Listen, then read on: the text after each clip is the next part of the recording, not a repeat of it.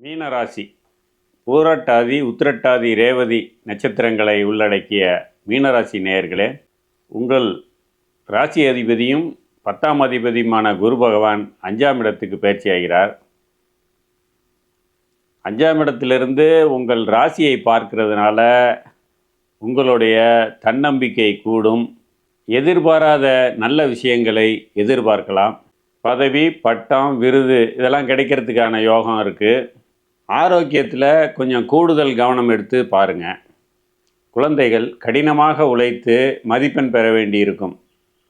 அவர்களை கவனமாக பார்த்து வழிநடத்த வேண்டிய காலகட்டமாக உள்ளது. தொழில்துறையில் இருக்கிறவங்களுக்கு வேலை பளு அதிகமாக இருந்து கொஞ்சம் கடின உழைப்பை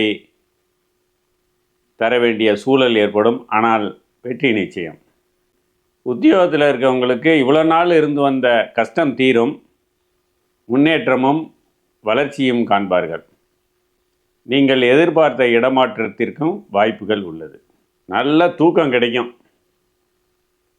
பொருளாதாரத்தில் நல்ல முன்னேற்றம் பெறலாம்.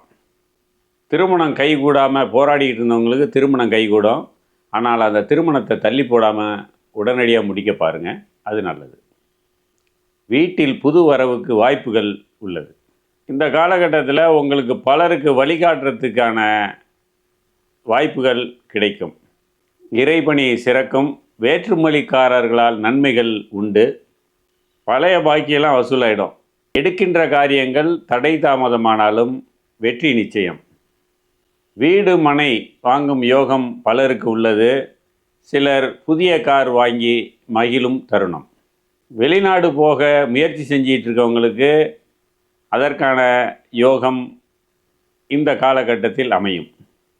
பூர்வீக சொத்தில் இவ்வளோ காலம் இருந்த பிரச்சனையெல்லாம் தீர்ந்து உங்கள் கைக்கு வந்து சேரும் நல்ல நேரம்.